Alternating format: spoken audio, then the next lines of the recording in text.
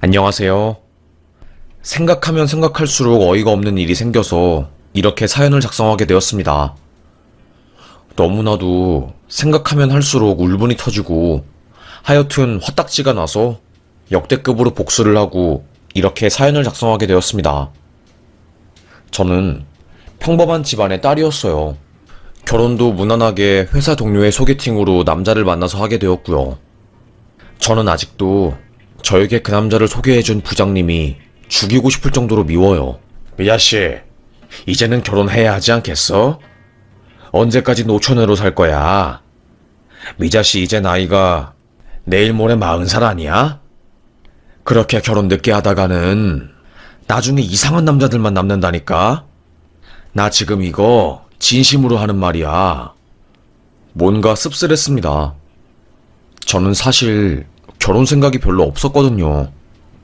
아이를 낳고 싶은 마음도 없고, 그리고 아무래도 우리 부모님은 사이가 안 좋았기 때문에 제 무의식에는 결혼은 나쁜 것, 힘든 것, 결혼하면 여자만 고생하는 것, 이런 가치관이 형성되어 있었거든요. 그래서 몰라요, 부장님. 저도 뭐 때 되면 다 하겠지요. 지금부터 급하게 알아보고 결혼하고 싶진 않아요. 그리고 결혼 빨리 한다고 해서 잘 간다는 보장도 없고, 제 친구는 20살 초에 결혼했는데 지금 이혼하고 난리 났어요. 애 키우느라 우울증 걸리고 맨날 울고불고 난리도 아니네요. 그 꼴보다는 지금 제 꼴이 더 낫지요. 이렇게 반박을 했지만 개놈 자식 부장님은 제 아버지라도 된 양 저를 시집 보내려고 아주 난리를 쳤습니다. 내가 미자씨만 보면 마음이 안타까워서 그래. 얼굴도 충분히 이쁘고 사랑받을 수 있는데 남자에 대한 경계심이 너무너무 심해서 노처녀가 될까봐 무섭다니까. 내가 이번에 진짜 괜찮은 남자를 하나 알아냈거든. 그 남자랑 소개팅해보는 거 어때? 부장님이 저에게 결혼하라는 그 소리가 너무나도 지겨워서 저는 알겠어요. 그럼 부장님, 저 이 소개팅만 받고 앞으로는 저보고 결혼해라 뭐 그런 소리 절대로 하지 마세요. 에휴, 알겠어 미자씨. 왜 이렇게 예민해? 그러지 마. 일단 이 남자 만나고 나서 생각해봐. 그렇게 진행된 쉐라톤 호텔 1층 커피숍에서의 소개팅. 무척이나 어색하고 긴장되었습니다. 그런데 소개팅 남으로 온 그 사람은 꽤나 젠틀하고 성격이 좋아 보이는 듯 했어요. 뭐라고 표현해야 할지는 모르겠는데 사람이 선하고 좋아 보였지요. 그리고 유머 센스도 있었습니다. 하하, 이름이 미자씨라고요? 제가 예전에 짝사랑하던 아이 이름이 미자씨였는데 아마도 돌아 우리가 이렇게 만난 건가 봐요. 대놓고 저에게 호감 있는 표시를 팍팍 냈습니다. 그 관심이 싫지는 않았어요. 저도 꽤나 외로웠던 모양이었죠. 하여튼 그렇게 저와 그 사람은 교제를 시작하게 되었어요. 회사에 제가 그놈과 결혼한다는 소식이 들리니 상사도 저에게 더 이상 미자씨, 나 때문에 좋은 남자 만났지? 나 진짜로 미자씨가 결혼하길 바라는 마음에서 그런 거야. 웰컴 투 헬. 결혼은 천국이자 지옥이야. 내가 무슨 말 하려고 하는지 알겠지? 상사는 역시나 거들먹거리면서 자기 때문에 제가 결혼했다고 하면서 아주 떠벌리고 다녔지요. 뭐 틀린 말은 아니었으니 저도 그저 고개를 끄덕였습니다. 저와 결혼한 그 남자는 저와 비슷한 회사에서 근무하는 그저 착실한 회사원이었어요.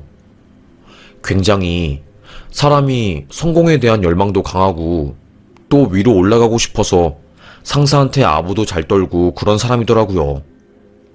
하여튼 그런 부분들이 저에게 단점으로 다가올 줄은 꿈에도 몰랐습니다. 결혼을 하고 한 2년 정도 흐르니 본색이 나오더군요. 짠돌이에 아주 돈 쓰는 것에 인색한 그놈의 본색이요. 그 정도가 넘어섰기 때문에 저는 어마어마한 스트레스를 받았던 것 같아요. 어느 날 남편이 이제 우리는 신혼이라고 말하기도 좀 그렇고 살 만큼 같이 살았으니까 솔직하게 행동하는 거 어때? 라고 하면서 화장실에 있는 휴지를 싹 거둔 뒤에 하루에 휴지를 쓸 수 있는 만큼만 배분을 해주겠다고 하면서 제 손바닥에 티슈 4장을 주었어요. 우리 앞으로 강남바닥으로 올라가려면 지금부터 돈 아껴야 해. 티끌모아 태산인 거 알지? 내가 이거 하루에 티슈 배당해 줄 테니까 당신은 이거 안에서 용건 해결하고, 그리고 불은 무조건 다 끄고 다니고, 이제부터 TV도 틀지 말고, 그리고 목욕물 같은 거는 몇 번씩 재활용해서 써. 목욕물 그거 그냥 버리면 아까워. 남편놈은 어처구니 없는 말들을 쏟아냈습니다. 자기가 목욕한 다음에 저보고 그 물을 재활용해서 쓰라고 하더라고요. 와, 진짜 기가 막히고 코가 막혔습니다. 뭐 이런 놈이 다 있나 싶었어요. 그럼 내가 먼저 씻을 테니까 당신이 이물에다가 씻어. 어떻게 생각해? 라고 말하니 남편놈은 아니, 내가 몸이 더 깨끗하고 나는 꾸정물이 안 나오니까 그건 안 되겠는데? 참, 아주 어이가 없었습니다. 그때부터 저랑 남편은 살림살이가 갈라졌어요. 냉장고에도 이거는 누구 물건이고 먹지 말고 먹을 시에 한 입에 500원, 1000원 이렇게 붙어 있으니까 저도 정남이가 전부 다 떨어지더라고요. 에휴, 어쩌다가 내가 이런 놈을 만났는지 싶었습니다. 심지어는 상사놈이 내가 너무 싫어서 이딴 쓰레기를 나한테 소개해준 거 아니야?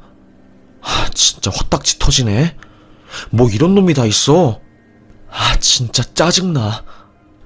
저의 결혼 생활은 암흑이었어요. 그런데 이렇게 짠돌이 기질만 있으면 제가 뭐라고 말을 안 했지요.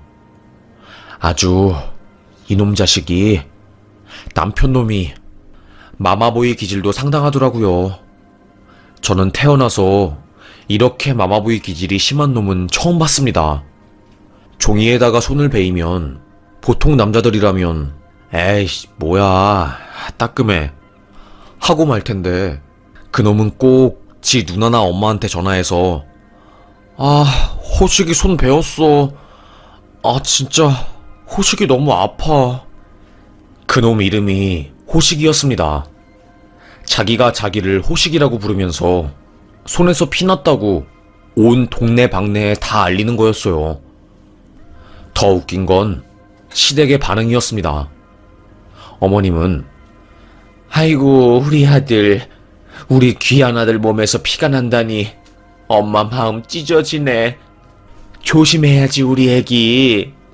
아직도 내 눈에 넣어도 안 아플 우리 애기. 며느리가 우리 애기 안 챙겨주나?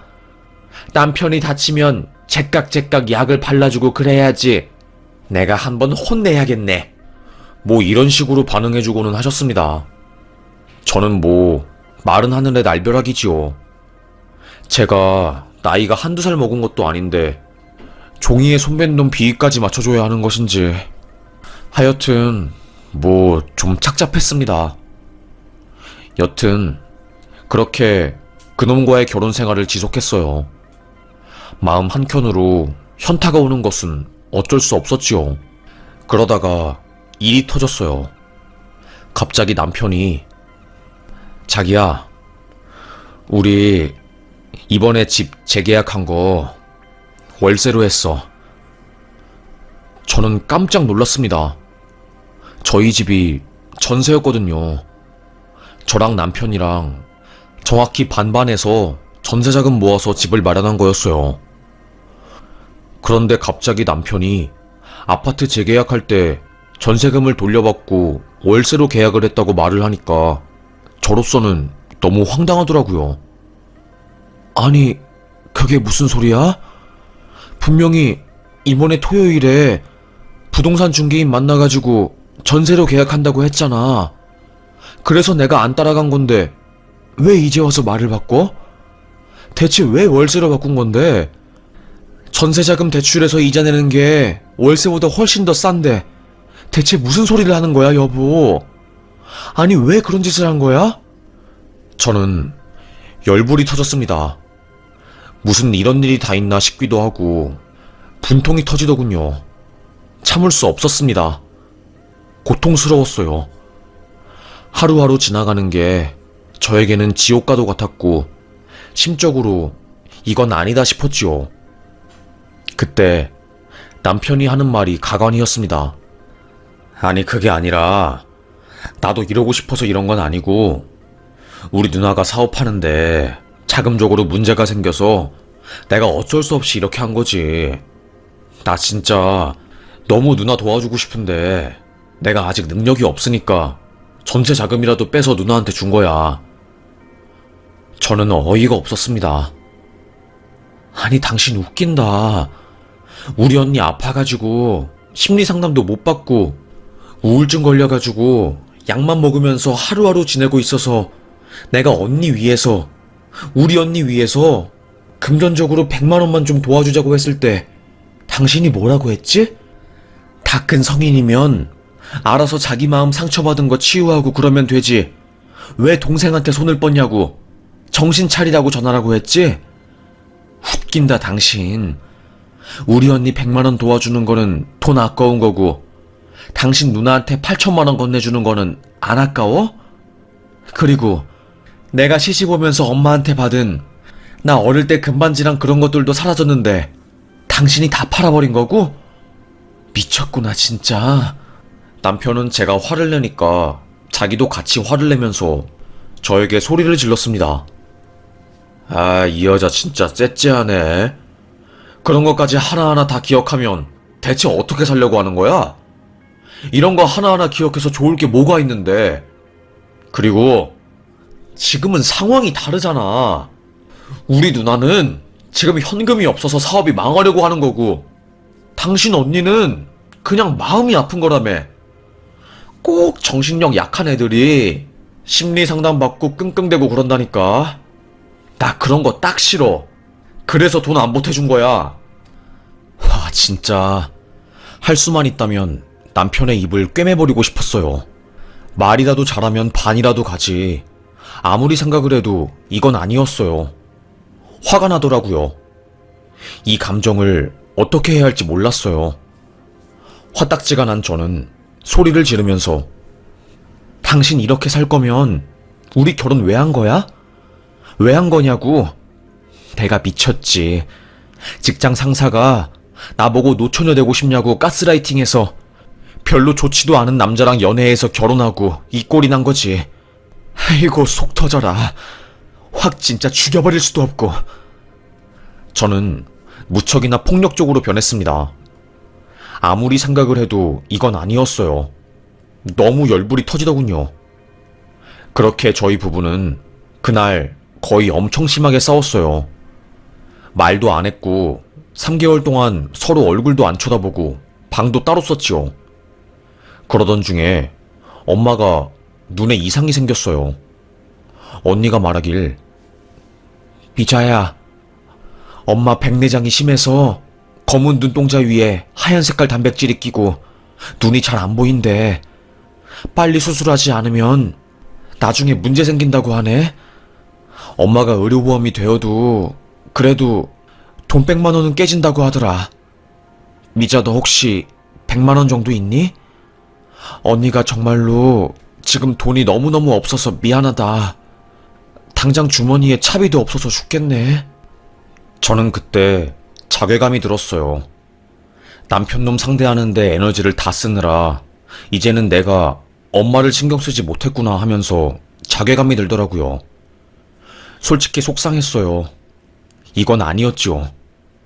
바로 저는 제가 1년 전부터 적금 들어놓은 통장을 꺼냈습니다. 그 통장이 안방에 있었어요. 각방을 쓰고 난 뒤로 남편이 안방을 썼거든요. 제가 그 방에 들어가서 제 적금 통장을 꺼내려고 하니까 갑자기 쫌팽이 남편놈이 저에게 그러는 겁니다. 아니, 그 돈 들고 어디를 가려고 지금 몰래 고양이처럼 그 돈을 들고 가? 지금 어디 가는 건데? 뭐가? 이거 내 돈으로 적금한 건데 왜 당신이 신경질이야? 신경 꺼. 뭔데? 당신이 뭔데 내가 모은 적금을 가지고 이래라 저래라인데? 신경질을 팍 냈습니다. 머쓱했던 것인지 남편놈은 아무 말도 못하다가 저에게 묻더라고요. 그러면 그 돈은 어디에 쓰려고 하는데? 아니, 그냥 궁금해서 묻는 거야. 나는 궁금하면 안 돼? 갑자기 적금 통장을 들고 가니까 솔직히 궁금하잖아. 어디에다가 그 돈을 쓸 건지 나도 좀 알아야 할 거 아니야.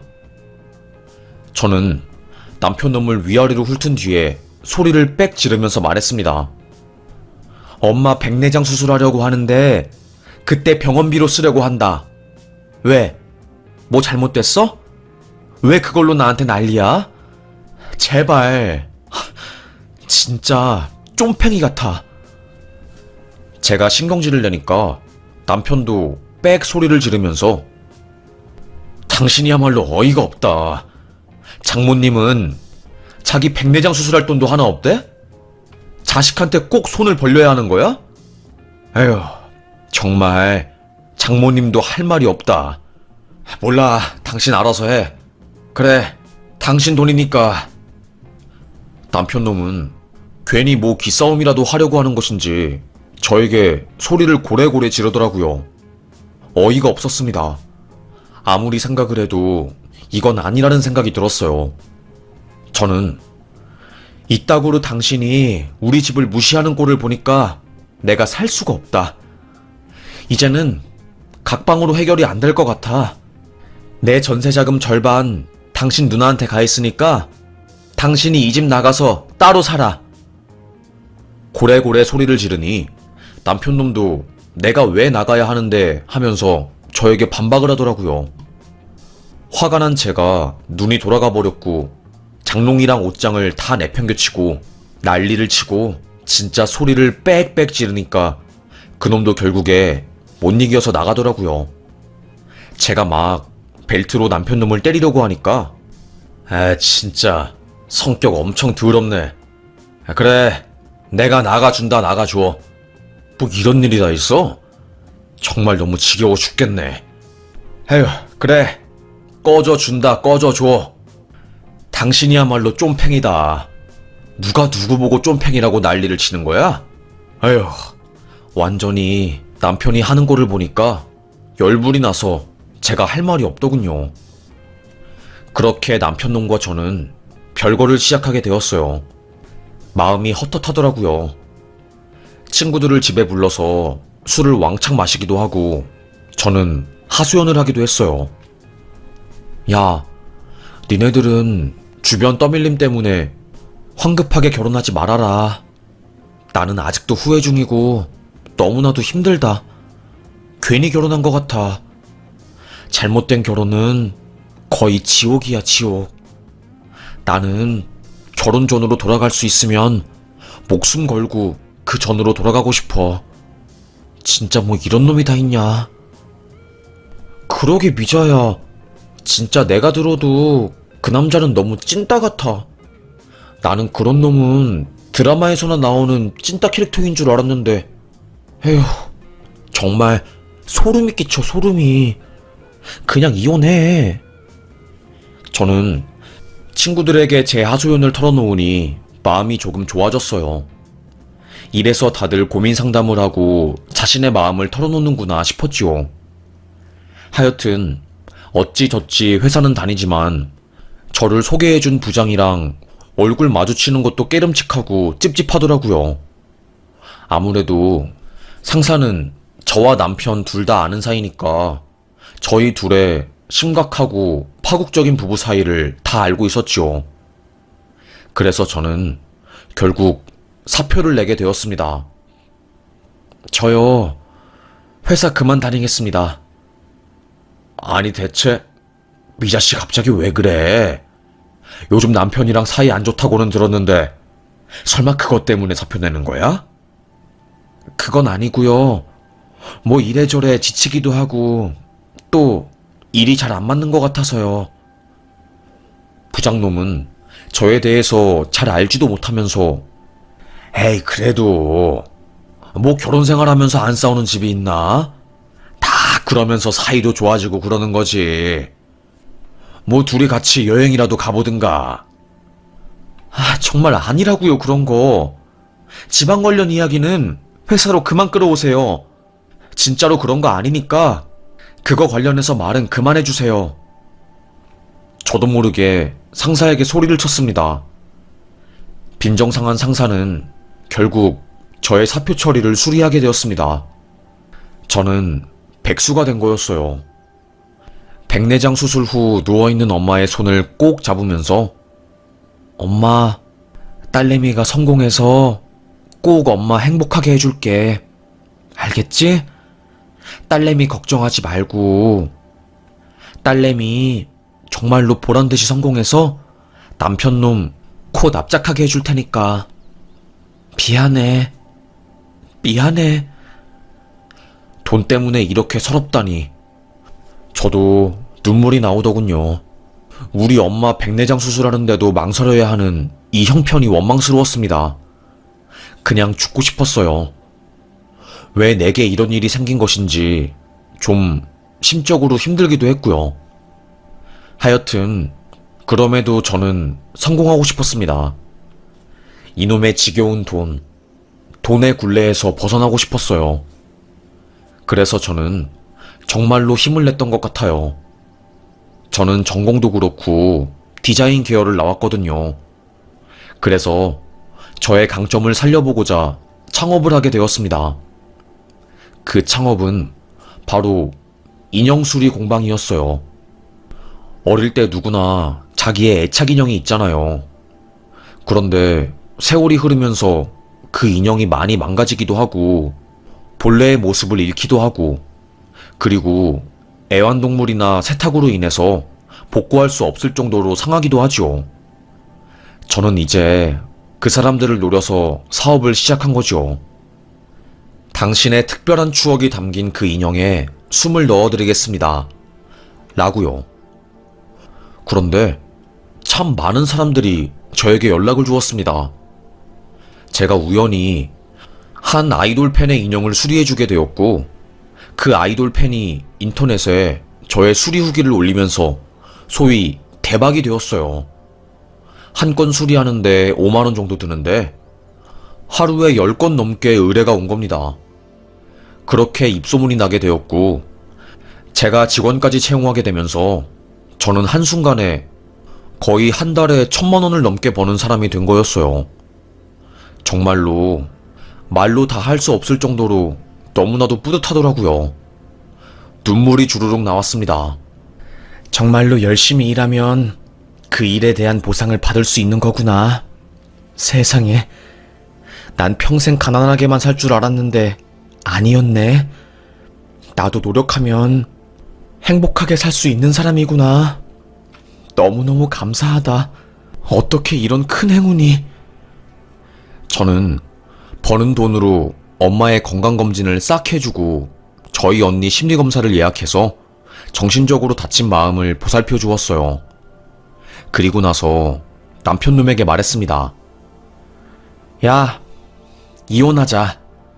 우리 지금 별거 한 지도 거의 1년 다 되어가고 이렇게 살아봤자 의미 없잖아. 이혼하자고. 당신 같은 사람 만난 게 내 인생 최고의 실수니까. 이제는 그 실수 까먹고 싶어. 야, 네가 나랑 이혼하면 뭐 어떻게 살게? 너 들어보니까 회사 퇴사까지 했다며? 이제는 일자리도 잃으니까 이판사판으로 가자 이거야? 네가 나랑 이혼하면 잘 먹고 잘 살 수 있을 것 같냐? 내가 사라지면 네가 성공할 수 있을 것 같아? 제발 말도 안 되는 말 좀 하지 마. 역겨워. 남편은 제가 이혼을 이야기하니까 입에 개거품을 문 것처럼 발작을 하더라고요. 웃겼습니다. 그래, 그러면 어쩔 수가 없지. 당신 집으로 곧 내가 소장 보낼 테니까 단단히 마음 먹고 있어.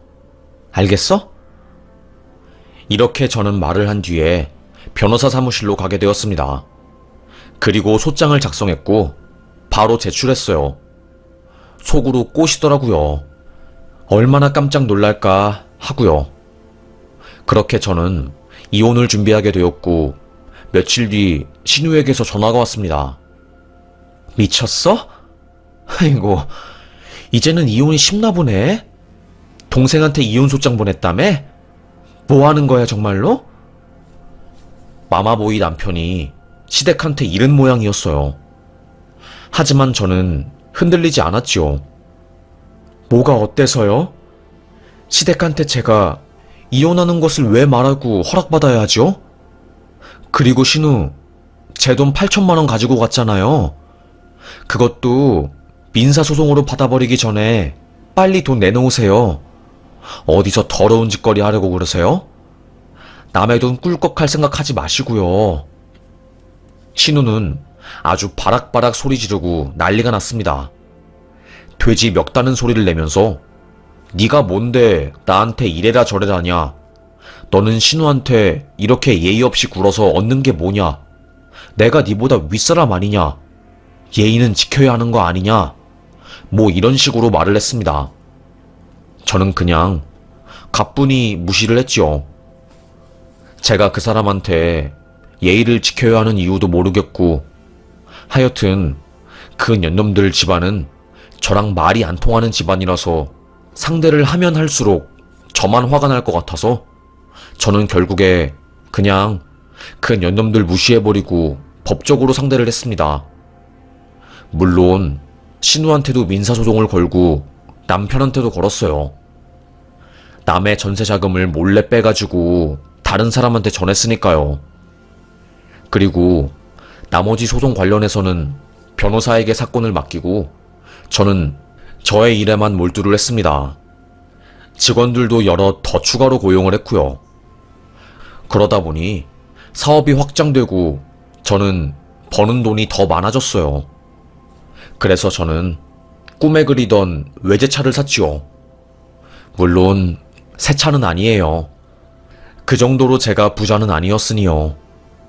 대신 중고차로 스포츠카 외제차를 사서 아주 기깔나게 맛깔나게 몰고 다녔습니다. 그렇게 하루하루 살게 되었어요. 참 행복하더군요. 좋았습니다. 이게 성공한 여자의 삶이구나.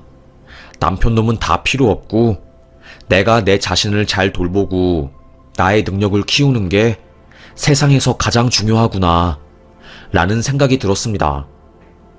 그리고 몇 개월 뒤 이혼 승소소장을 받게 되었고 함께 진행된 민사소송도 무사히 승소를 하게 되었어요.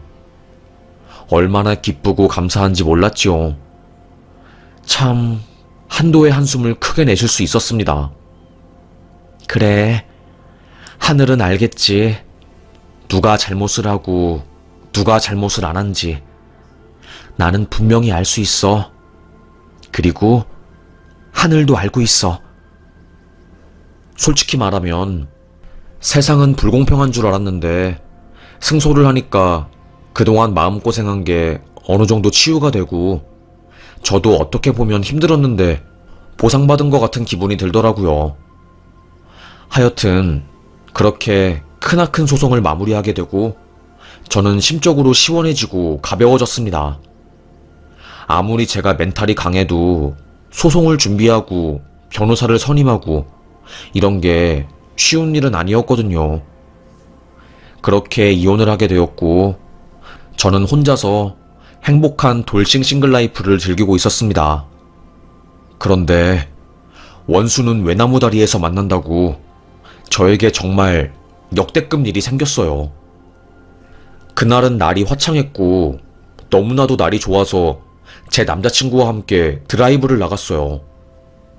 독서 모임에서 알게 된 남자친구는 저의 마음에 쏙 들었고 참으로 사람이 좋고 배포도 큰 사람이라서 바로 마음을 홀라당 뺏기게 되었지요. 하여튼 그렇게 하루하루 데이트하면서 행복한 나날들을 보내고 있었습니다. 그날도 둘이 오붓하게 차를 타고 드라이브를 하고 있는데 갑자기 뒤에서 어떤 모닝 자동차가 제 뒤를 확 박은 겁니다. 자동차로요. 아이고, 깜짝 놀랐죠. 그런데 어이가 없는 게 지가 박았으면서 뒤에 있는 모닝 자동차 차주가 나와서 야, 김여사. 하여튼 김여사들은 집에서 밥이나 차리지 도로로 나와서 이게 뭐하는 짓이야? 창문 내려. 당장 내려. 아이고, 내 뒷목이야. 아유, 내 뒷목이야. 피해자 코스프레를 하더라고요. 옅게 썬팅된 창문 안에 있는 저를 보고 여자 운전자라고 생각해서 만만했던 것인지 나대더라고요. 옆좌석에 있는 전직 투구 선수의 현직 회계사인 제 남자친구가 문을 딱 열었습니다. 그리고는 은근히 팔 근육을 보여주면서 아니, 뒤에서 박았으면서 어디서 지금 화를 내고 있어? 우리가 만만해? 당신 뭐야? 대체 근본도 없는 것이 왜 이렇게 깝치고 난리야? 당신이 가해자인 거 아니야? 우리는 신호에 맞춰서 잘 멈췄는데 당신이 모닝으로 우리 벤츠 박은 거 아니야? 남친이 밖에 나가서 소리를 지르니 그 운전자는 아무 말도 못하더라고요. 저는 차 문을 열고 나왔습니다. 그리고 그 모닝 차주의 얼굴을 본 순간 깜짝 놀랐어요. 그 사람은 바로 다른 사람도 아니고 제 전남편이었던 거였죠. 와, 정말 소름이 돋았습니다. 짠돌이 기질이 발동되어서 지가 잘못했는데도 불구하고 자기가 목소리를 크게 내면 제가 아무 말도 못하고 쫄아가지고 바로 꼬리를 내릴 줄 알았던 거였죠. 아주 그 짠돌이의 찐따 같은 기질이 여전했습니다. 저는 아직도 이러고 사니? 너 이런 식으로 행동하는 거 사기죄야. 어디서 지금 이런 짓을 하고 있어, 나한테? 네가 아주 미쳐도 제대로 미쳤구나. 지금 뭐 하는 짓이니? 제발 인생 그렇게 살지 마. 알겠어? 정말 창피하지도 않아? 성공하고 싶으면 네가 네 능력 길러가지고 당당하게 외제차 사든가. 나는 지금 내 능력 길러가지고 내가 하고 싶은 거 하고 사고 싶은 거 사면서 행복하게 살고 있는데 너는 그러지 못하고 있네? 불쌍해라.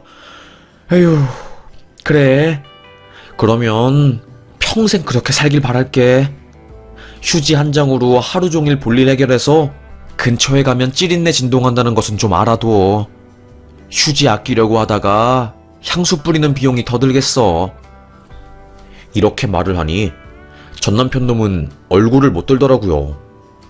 그리고 제 남자친구는 당신이 무슨 주제로 우리 미자 씨랑 결혼까지 했대?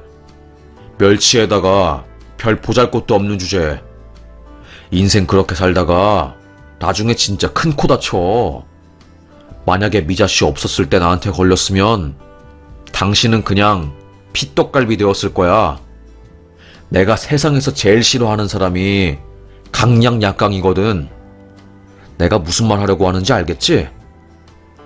라고 말을 하면서 위협을 하니까 전 남편은 간신배처럼 예, 이러면서 고개를 숙이더라고요. 그냥 너무 웃기고 만만해 보였습니다.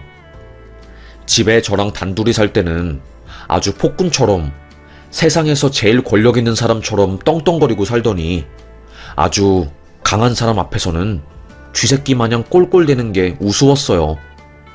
저는 제대로 복수를 한 것 같은 기분이 들었습니다. 제가 얼마나 성공한지 보여주면서 그놈의 찌질함을 극대화할 수 있는 기회였어요. 그렇게 저랑 그놈은 으르렁거리다가 아주 제 남친 덕분에 전 남편의 기세를 팍 꺾을 수 있었네요. 그래서 지금은 그저 쌤통이라는 생각이 들 뿐이네요. 그리고 나중에 들어보니까 회사에서 전 남편이 다들 퇴근했을 때 검은 모자 쓰고 탕비실에 있는 과자랑 이런저런 잡다한 물건들 몰래 훔쳐갔다가 CCTV에 뒷모습이랑 얼굴 찍혀가지고 거기 탕비실에 사진 걸리고 난리도 아니었대요. 딱 보면 실루엣만 봐도 제 전남편이었으니 직원들은 제 전남편을 지목했고 결국 제 전남편은 탕비실 좀도둑으로 사무실에서 소문이 나서 얼마 못 가서 퇴사를 했다고 하더라고요.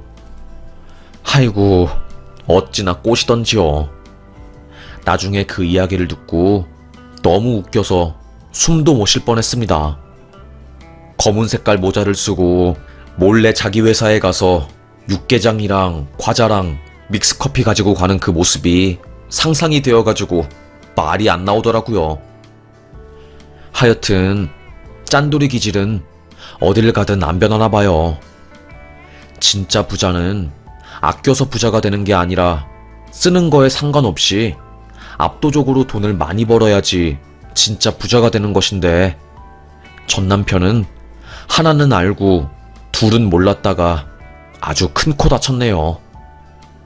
좀도둑에 짠돌이, 냄새 진동하는 짠돌이 남자랑 만난 제 과거가 너무나도 후회스럽네요. 여러분은 제발 저처럼 외롭다고 아무랑이나 결혼하지 마시고 정말 좋은 사람이랑 결혼하세요. 그리고 속지 마시고요. 저는 결혼이 제 인생 최악의 선택이었고 이혼이 제 인생 최고의 선택이었습니다. 결혼으로 인해서 제 인생이 나락으로 갈 뻔하다가 이혼으로 인해서 광명을 찾았네요. 이혼 망설이고 있으신 분, 용기를 내세요. 고소는 생각보다 힘들지만 승소를 하면 나의 마음의 상처도 달래지니까요. 그럼 저는 사연 여기서 마무리하겠습니다. 감사합니다.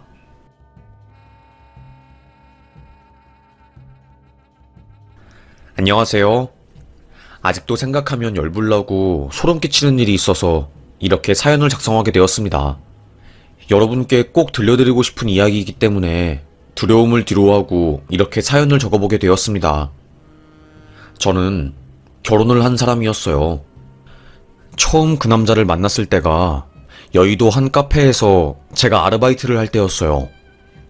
그때 제가 어머니가 돌아가시고 나서 동생 병원비를 버느라 정말로 밤낮 없이 알바만 하면서 살았거든요. 미친 듯이 정신이 없었지요. 맨날 하는 생각이 돈만 좀 더 있었더라면 행복할 수 있었을 텐데, 우리 엄마도 이렇게 비참하게 죽지는 않았을 텐데, 우리 엄마가 병원 가면 돈이 덩어리로 들까봐 아픈 것도 끙끙 참으면서 하루하루 살다가 결국에 암이 번져서 사망하셨거든요. 어떻게 보면 이렇게 먹을 게 많고 굶어 죽지 않고 행복하게 살 수 있는 21세기에서 돈이 없어서 치료를 받지 못하고 죽었다는 사실이 굉장히 야만적으로 들리기도 해요. 하지만 이건 현실이었고 제가 겪고 있는 지옥이었어요. 여의도에서 멋진 정장을 입고 하나둘 가슴팍에 멋진 배지를 달고 전문직임을 나타내거나 혹은 억대 연봉을 자랑하는 여의도 증권회사 사람으로서의 두각을 나타내는 모습을 보면 되게 부러웠어요. 나는 죽었다 깨어나도 저들처럼 잘난 인생을 살지 못하겠지. 나한테는 아픈 동생이 있고 책임져야 할 가족이니까. 저는 오포 세대였습니다. 결혼 포기, 연애 포기, 행복 포기, 여유 포기, 노년 포기 인생이었지요. 그럼에도 불구하고 꿈과 희망까지 포기하기는 싫더라고요. 제 예전 꿈은 미술가였습니다. 멋진 화가가 되어서 인정받는 작가님이 되고 싶었고, 그런 작가가 되어서 찬란하게 사는 게 제 꿈이었어요. 하지만 미술을 배운다는 것 자체는 돈이 굉장히 많이 드는 행위였고, 기초생활수급자에 나라에서 나오는 쌀을 받아먹는 인생으로서 그런 삶을 꿈에도 꿀 수 없었습니다. 어떻게 보면 초라했던 인생이었어요. 뭐라고 말을 해야 할까요? 돈 때문에 포기한 게 한두 개가 아니다 보니까 저는 돈 버는 데만 혈안이 되었던 것 같아요.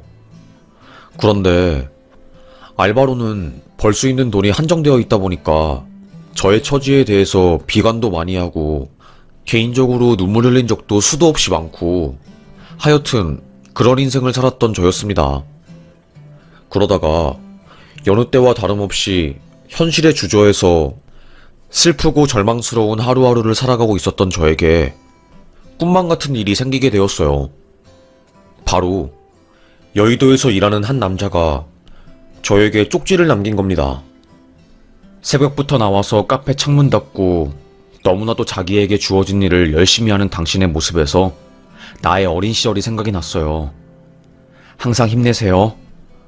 점심시간 지나면 너무 힘들어서 얼굴에 그늘이 져 보이던데 그 모습 보면 괜히 제가 속상하더라고요. 여기 여의도에 있는 많은 사람들이 그쪽 응원하고 있어요. 라고 적혀있는 쪽지였어요. 그리고 저에게 카라멜 마끼아또를 건네며 그 쪽지를 준 남자는 행복해야 해요. 라는 말을 남기고 나갔지요. 누가 저에게 행복하라고 말한 적은 한 번도 없었습니다. 항상 저에게는 수진아, 너는 이걸 해야 해. 너는 저거를 하면 안 돼. 이런 말들이 맴돌았거든요. 돈이 없으니까 하면 안 되는 것들이 질비했습니다. 아니, 더 정확히 말하면 쳐다도 보면 안 되는 것들이었지요. 먹지도 못할 떡은 쳐다도 보지 말라는 말이 저에게 해당되었어요. 하여튼 그런 인생을 살던 저에게 누군가의 한마디, 행복하라는 한마디가 얼마나 가슴 뜨겁게 다가오던지요. 그 이후로도 그 여의도 남자와 저는 자주 말을 주고받으면서 이야기를 나누었습니다. 그때 카라멜 마끼아또랑 같이 저에게 쪽지 주신 거 너무 감사해요. 그 내용 읽고 정말 감동했거든요. 너무 감사해요. 누가 저한테 그런 말을 해준 사람은 한 명도 없었거든요. 아니에요. 그냥 저보다 나이도 어려 보이는데 열심히 사는 모습이 너무너무 멋있고 또 닮고 싶었거든요. 저는 일을 너무 열심히 하느라 어릴 때의 그 순수함이 사라진 지 오래인데 그쪽을 보면 제가 어렸을 때 순수했던 그때가 떠올라서 참 좋아요. 저는 웃음을 지어 보였습니다. 참 착한 사람이구나. 좋은 사람이구나. 그때 생각을 했던 것 같아요. 아무래도 둘만의 이야기를 많이 하고 각자 어릴 때 힘들었던 거를 이야기하다 보니까 공통점도 많아지고 뭐라고 해야 할까요? 감정적으로 통하기도 하고 자꾸 마음이 그 남자에게 가더라고요. 이걸 어떻게 하지 하면서 발을 동동 구르고 있을 때 그 남자가 먼저 저에게 혹시 남자친구 없으면 저 알아가 보시는 거 어떻게 생각하세요? 저는 그쪽한테 마음이 가는데 그쪽은 저 어떻게 생각하세요? 라고 하더라고요. 순간 동공이 흔들렸어요. 속으로 저는 아니, 나는 보잘것없는 여자이고 이렇게 대단한 여의도 회사에 다니는 남자를 만나도 되는 걸까? 어떻게 하지? 조금 혼란스러웠지만 그때 무슨 용기가 난 것인지 그 남자의 제안을 받아들였어요. 저도 사실 마음이 갔어요. 언제 그쪽이 카페에 오나 오매물만 기다리기도 했고요. 그렇게 저희는 전화번호를 주고받았고 조심스럽게 연애를 시작했어요. 그 남자는 존경할 만한 남자였습니다. 알고 보니 회사원이 아니라 거기서 스타트업을 운영하고 있는 사람이었어요. 저는 연세대 경영학과를 나와서 고시를 준비하다가 잘 안 된 케이스예요. 그래서 몇 년 방황을 하다가 30에 회사 차리고 정신 차린 뒤에 지금 이렇게 살고 있네요. 정말로 대단하세요. 연세대 경영학과라고요? 공부 엄청 잘해야지 갈 수 있는 곳 아니에요? 그리고 회사도 차리는 거 되게 힘들다고 들었는데 여의도에 회사를 차리시다니 엄청 멋있으시네요. 제가 이렇게 말하자 그 남자는 씩 웃었습니다. 아니에요. 별거 아니에요. 제 동기들은 저보다 훨씬 더 잘 나가고 뛰어난 사람 많아요. 멋쩍게 웃는 그 사람의 얼굴을 보니 괜히 귀여워 보이더라고요. 저도 모르게 피식피식 웃었습니다. 그 남자는 왜 웃어요, 부끄럽게. 그 모습조차 사랑스러워 보이더라고요. 저도 모르게 스며들었습니다. 가랑비에 옷 젖듯이 그 남자의 솔직담백한 모습에 저도 벽을 허물고 그 남자에게 마음을 건넨 거였어요. 이렇게 보잘것없는 나를 있는 그 모습 그대로 사랑을 해주고 또 그 남자는 잘난 사람이었으니까 더더욱 감사하고 고마웠지요. 아마도 제가 생각하기에는 제 자존감이 좀 낮았던 것 같아요. 뭐 그래도 행복하니 좋았지요. 6개월 조금 넘었을 때 그 남자가 저에게 결혼 이야기를 하는 겁니다. 그 남자와 저는 나이 차이가 좀 있었거든요. 6살 차이였습니다. 수진아, 우리 결혼 언제 할까? 결혼? 갑자기? 이제 나는 나이도 있고 수진이 너랑 결혼해서 심적으로 안정을 찾고 싶어. 내 친구들 주변에 하나둘씩 결혼하는데 나는 아직 결혼도 못하고 있고 그래서 조금 고민이 되더라고. 빨리 결혼해서 자리 잡고 싶고 수진이 너를 놓치고 싶지 않으니까 자꾸 결혼 생각이 나네. 그 남자는 결혼 정년기에 있었고 저는 아직 20대라서 결혼이라는 말이 조금 멀게 느껴졌어요. 약간은 혼란스러웠지만 이 남자를 놓치고 싶지 않았습니다. 머리로는 안 된다는 것을 알고 있었지만 몸은 이미 끌리고 있었어요. 아니야, 아직 나는 결혼하면 안 되는데. 너무 이른데. 첫 남자친구이고 남자 보는 눈도 낮은데. 이렇게 생각하는 저의 마음과 그래, 어떻게 내가 스펙도 없는데 이렇게 잘난 명문대에다가 돈도 잘 버는 남자를 만나겠어. 꽉 붙잡아야지. 괜히 재다가 좋은 남자 놓칠 수도 있다고. 이러면 안 된다고. 두 가지 생각이 충돌했지만 저는 결국 결혼을 하는 쪽으로 마음이 기울어졌어요. 그래, 내가 어디서 오빠 같은 사람을 만나겠어. 카페 일하는 나를 있는 그대로 사랑해주고 나라는 사람을 그 자체로 인정을 해주는데 안 그래? 고마워. 오빠도 너 놓치고 싶지 않았어. 내 인생에 수진이 네가 들어온 게 참 기쁘고 불안정했던 나의 삶이 완전해지는 것 같아. 그렇게 오빠와 저는 결혼을 기약하게 되었습니다. 사실 어머니가 돌아가시고 아픈 동생 그리고 오빠 이렇게가 끝이었어요. 아버지는 어릴 때 알코올 중독에 걸리시고 다른 여자랑 바람을 피우다가 엄마에게 들켜서 두 분이서 크게 싸우다가 저희를 버리고 집을 나가셨고 어쩔 수 없이 엄마가 집안의 가장이 되어서 저희를 모두 챙기셨지요. 그렇게 살고 있다가 엄마가 돌아가시고 나서 저희 형제끼리 똘똘 뭉치게 된 거였어요. 오빠에게 오빠, 나 상견례 자리에 누구 불러? 어떻게 할까? 그러게. 아무래도 내 동생 사돈이 만만하게 안 보고 잘해줄 텐데 어떻게 하지? 큰이모 부부한테 부탁해볼까?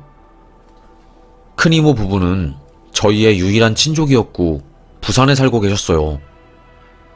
저 영찬인데요. 수진이가 결혼한대요. 이모, 그런데 이번에 상견례를 해야 하는데 같이 가줄 사람이 없어서 너무나도 걱정인데 혹시 와주실 수 있을까요? 먼 거리인 것을 알긴 하지만 그래도 저희가 부탁할 사람이 없어서. 이모는 거리가 멀어서 조금 힘들다고 하셨지만 다행히 어쩔 수 없으니 자기가 발걸음을 옮기겠다고 하면서 상견례 자리에 참석을 해주시겠다고 했어요. 오빠, 이모한테 부탁하기 힘들었는데 이렇게 먼저 이모한테 말해주고 진짜 고마워. 에휴, 오빠가 할 수 있는 게 없으니까 미안하지. 이런 거라도 해야지. 그래도 제 남자친구 덕분에 저희 오빠도 금전적으로 도움을 받고 제 동생 병원비도 지원받을 수 있었고 여러모로 저희 가족에게 고마운 존재였어요. 남친은 집안이 어마어마한 사람이었어요. 부모님께서 금융 쪽 관련한 일을 하시고 외할아버지께서는 투자에 귀재셔서 수백억을 버셨대요.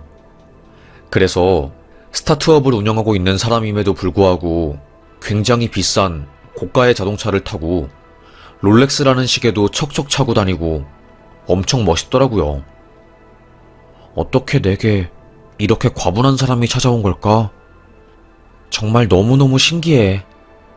난 자기를 만나서 우리 가족이 더 행복해져서 그저 고마울 뿐이야.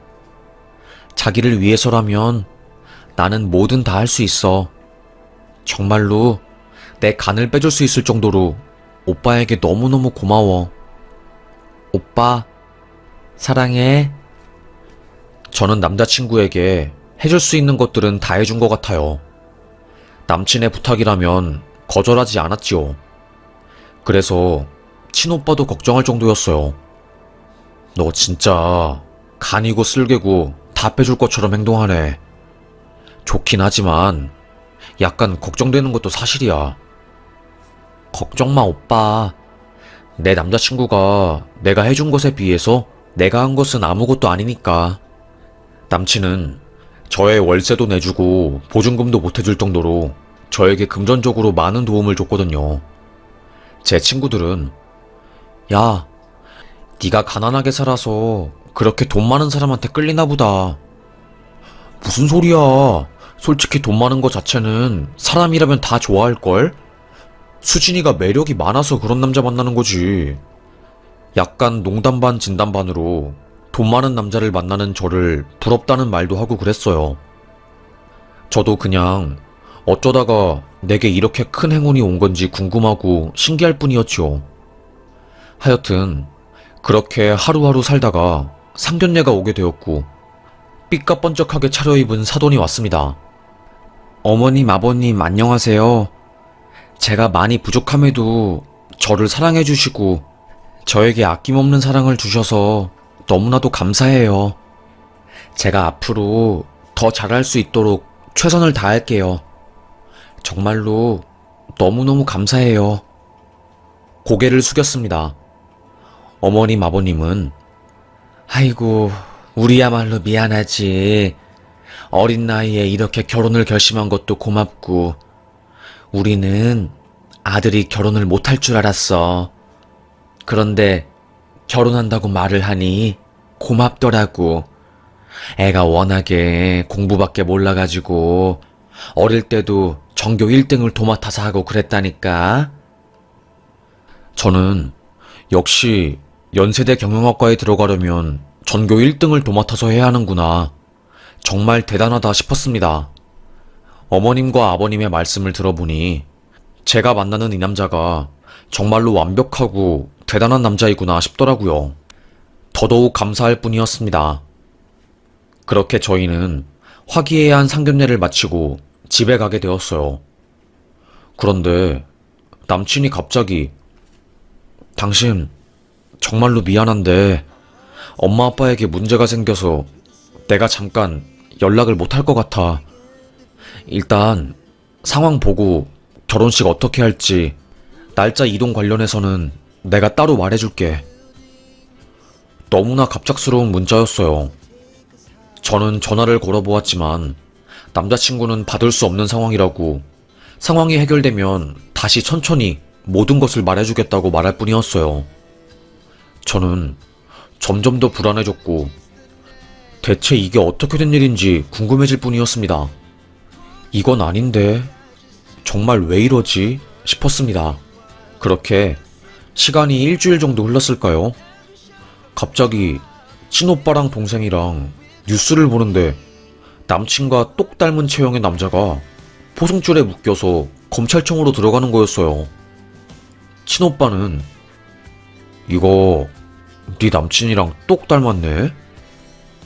그때 그 포승줄에 묶여있는 손 사이로 보이는 검은 색깔 점, 꽤나 큰 점이었는데 그게 제 남친 손에도 있었거든요.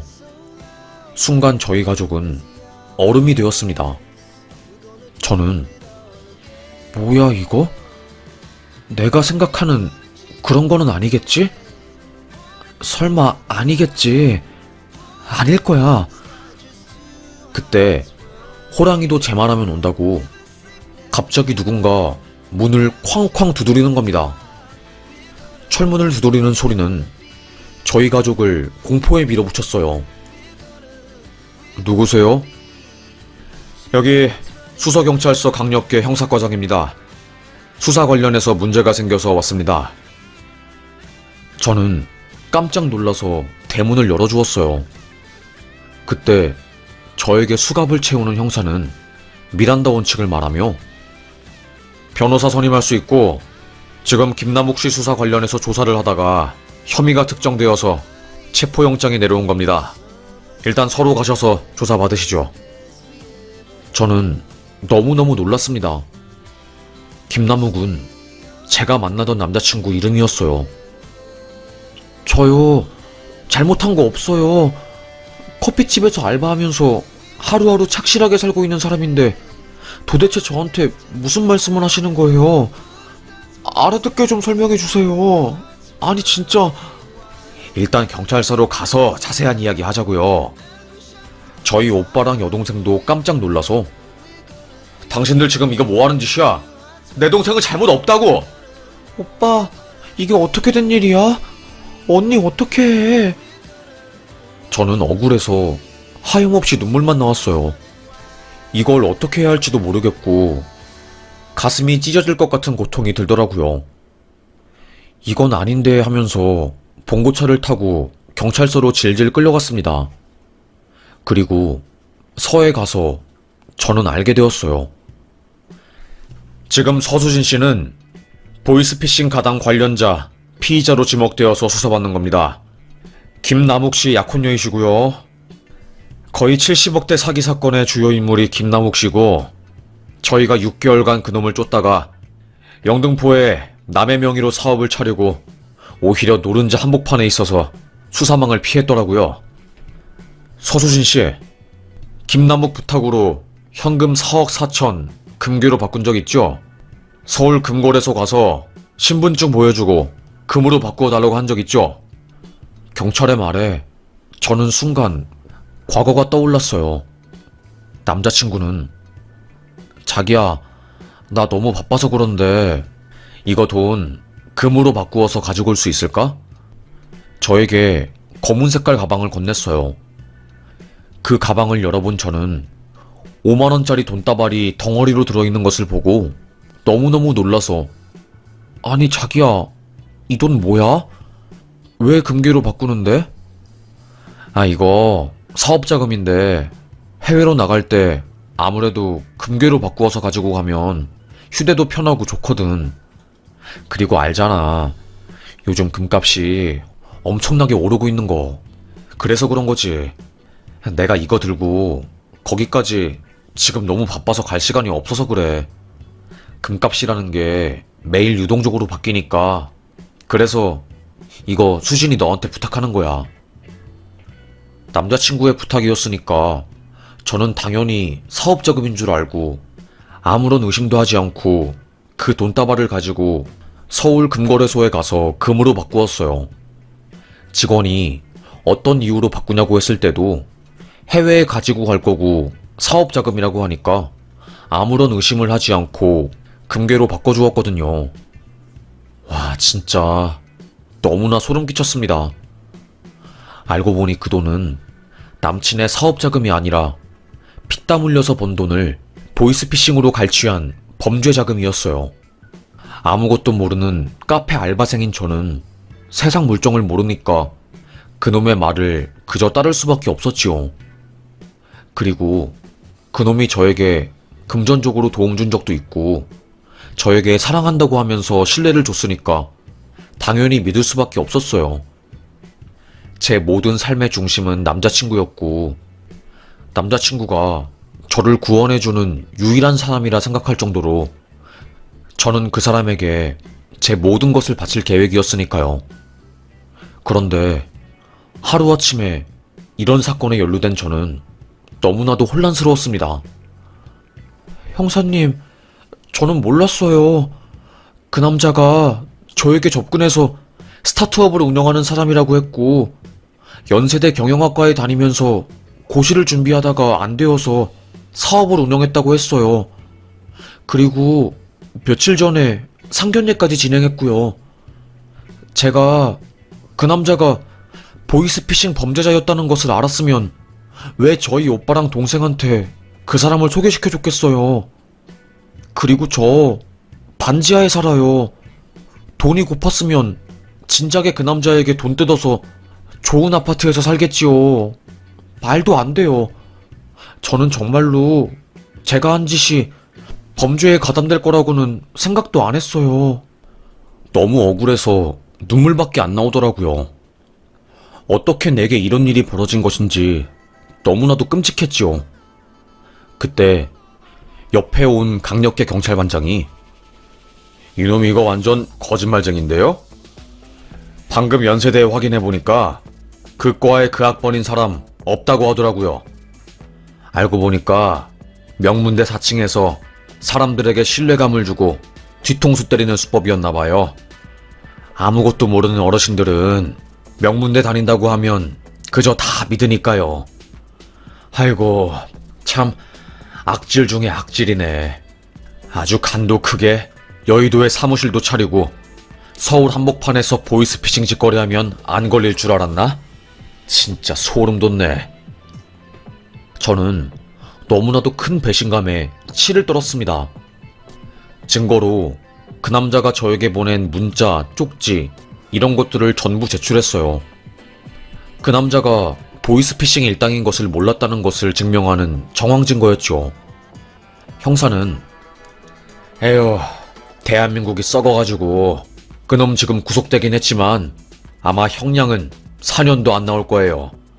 사기죄 관련해서 형량이 너무너무 적어가지고 에휴, 어쩌면 좋나 정말로. 어쨌든 저희가 볼 때는 일단 구속영장 발부는 안 할 거고 조사 성실히 임했으니까 집으로 가시고 나중에 추가 조사할 때 다시 오시면 될 것 같습니다. 저는 심장이 쿵 떨어질 것 같았어요. 오빠도 당황해서 어떻게 이런 일이 벌어질 수 있냐고 진짜 말도 안 된다고 하면서 혀를 끌끌 찰 정도였어요. 집에 간 저는 뉴스에 나온 그 장면을 다시 돌려보게 되었어요. 아나운서는 베트남에서 활동하던 일당 2명이 한국으로 들어와 영등포에 사무실을 차리고 사기당한 노인들의 돈을 수거하다 경찰에 적발되었습니다. 총 피해 금액은 어림잡아 70억 정도로 예상되고 베트남에 있는 본원지까지 수사를 하면 그 피해액은 상상을 초월할 것으로 예상됩니다. 이들의 범죄는 주로 노인들에게 가해졌고 냉장고에 돈을 넣어두고 범죄 조직이 가지고 가는 형태로 진행되었습니다. 아나운서의 말에 심장이 쿵 내려앉더라고요. 오빠가 알아보니까 상견례에 나온 부모님도 전부 거짓말이었어요. 와, 진짜 말이 안 나오더군요. 아무리 생각해도 이건 아니었고 저는 치가 떨렸습니다. 이름 빼고 모든 게 거짓말이더라고요. 그리고 처음에는 저와 7살 차이가 난다고 말했는데 알고 보니까 14살이나 차이가 심하게 났습니다. 그리고 고시 준비했다고 하는데 알고 보니까 9급 공무원을 6년이나 준비하다가 생활비도 떨어지고 부모님한테 자꾸 떨어진 것을 말하는 게 창피하니까 아예 공무원 준비를 포기하고 사기 사건에 가담을 한 거였어요. 나중에 수사관이 말하길 그쪽에서는 만만한 상대가 필요한 거였어요. 아마도 결혼해서 수진 씨를 돈 수거책으로 쓸 모양이었고 자신이 직접적으로 범죄에 가담하는 것보다 주변인을 이용해서 교묘하게 범죄를 저지를 생각을 한 거였죠. 카페에서 일하는 수진 씨가 표적이 된 거고 금전적으로 힘들고 사회 초년생이다 보니까 순수하고 의심하지 않을 거라고 생각해서 이런 짓을 저지른 거죠. 저는 그제서야 모든 게 이해가 되었어요. 어쩐지 그렇게 명문대 나오고 잘나가는 남자, 여의도에서 스타트업을 운영하면서 외제차를 끄는 남자가 제가 너무 좋다고 따라다닐 이유가 하나도 없었는데 바보 같았던 저는 순수한 사랑을 믿은 거였고 결국 그거에 크게 혼쭐이 나서 경찰 수사까지 받게 되었어요. 충격이 너무나도 컸습니다. 저는 남친에게 그 사기꾼에게 말했어요. 접견이 가능하더라고요. 야, 이 사기꾼아. 너 미쳤구나. 정말로 미쳤어. 어디까지 진실이고 사기인 거니? 인생 그렇게 사니까 행복하니? 제발 그따구로 남의 눈에 피눈물 흘리게 하면서 살지 마. 그런 식으로 돈 벌면 행복해? 모두를 속이니까 좋냐고. 네 부모님 식당에서 힘들게 김밥 말면서 살더라. 너 어쩌면 좋니? 너 인생 망했어. 이제 너 감옥에서 썩을 거니까 거기서 고통스럽게 하루하루 살았으면 좋겠다. 그러니까 얼굴 들고 뻔뻔하게 살지 마. 역겹고 소름 끼치니까. 알겠어? 진짜 별일을 다 보네. 너 같은 애를 만난 내가 미쳤지 미쳤어. 앞으로 절대로 내 눈앞에 띄지 마. 이렇게 저는 연락을 보내고 그놈과 연을 끊어버렸습니다. 저는 다행히 의도적으로 한 행위가 아니었기 때문에 혐의 자체는 인정이 되지만 고의성은 없었기 때문에 집행유예를 선고받았네요. 에휴, 저는 한동안 충격으로 집에서 나오지도 못하고 카페 일도 못한 채로 살았습니다. 그나마 동생과 오빠가 저를 챙겨주고 부산에서 소식을 들은 상견례장에 같이 와주신 부산 이모가 저희 집까지 와서 저를 챙겨준 덕에 제가 힘을 내서 다시 살아갈 수 있게 되었어요. 아직도 그날만 생각하면 트라우마가 올라와서 소름이 끼쳐요. 여의도에는 그놈의 이야기가 파다했대요. 카페 사장님은 와, 소름 끼친다. 그 사람 말하는 거지? 너한테 쪽지 준 그 남자. 그 남자가 유명한 투자자로 주변에 자기를 소개해서 사람들이 다 속았대. 그래서 여의도 증권맨들이 그 사람한테 돈 몇 억씩 투자했다네. 그렇게 똑똑한 놈들도 그런 사기꾼한테 속으니까 너무 속상해하지 마. 작정하고 사람 속이려고 하면 어떻게 당해내겠어. 수진 씨가 바보라서 당한 게 아니라 그놈이 쓰레기라서 수진 씨가 그저 운이 없었을 뿐이야. 카페 사장님의 말에 많은 위로를 받았네요. 나중에 경찰 조사를 하면서 알아보니까 이런 식으로 자신의 정체를 숨기고 주변 사람들을 속이고 심지어는 부모님한테까지 속이는 사람들이 많다고 하네요. 사기꾼들은 자신들이 거짓말을 치는 것을 인지하지 못할 정도로 태연하게 남들을 속이면서 산다고 합니다. 저도 나름대로 산전수전 다 겪고 알 만큼 알고 영악한 사람이라고 생각을 했는데 작정한 사람 앞에서 당해낼 수가 없네요. 이번에 수사를 받으면서 알게 된 사실은 정말로 대한민국에서 가해자는 유리하고 피해자는 불리한 거였습니다. 그놈에게 돈을 사기당한 사람 중에는 결혼자금을 사기당한 사람도 있었고 말기암 치료비를 모으기 위해서 적금을 들었다가 아들이 위독하다는 말을 듣고 송금을 했다가 돈을 뺏긴 사람들도 있었고 정말 별의별 일이 다 있더라고요. 에휴, 너무나도 소름이 끼친 저는 할 말이 없었습니다. 하여튼 그렇게 저는 겨우겨우 마음을 추슬러서 지금은 카페에서 더 이상 일하지 않고 작은 사무소에 들어가서 격리일을 하면서 살고 있네요. 힘들게 살아와서 이제 좀 좋은 사람 만나서 인생 펴고 살려나 싶었는데 사기꾼에게 제대로 걸렸습니다. 여러분도 조심하세요. 주로 보이스피싱의 대부분 내용은 주변 가족들이 위급하다고 하거나 납치되었다고 하거나 아니면 요즘은 검찰 사칭을 그렇게 많이 한대요. 그래서 어르신분들은 홀짝 속아서 자신의 노후 자금을 다 날리시더라고요. 저도 생각하면 너무너무 억울하고 그러네요. 저도 어찌 보면 피해자니까요. 그래서 꼭 이런 심각한 상황을 알려드리고 싶어서 공익의 목적으로 글을 쓰게 되었습니다. 아직도 소름이 끼쳐요. 자기 부모님, 상견례에 데리고 온 사람도 가짜였고 자동차도 렌트에다가 잘 사는 척하는 모든 것들이 사기였다는 게 믿기지 않습니다.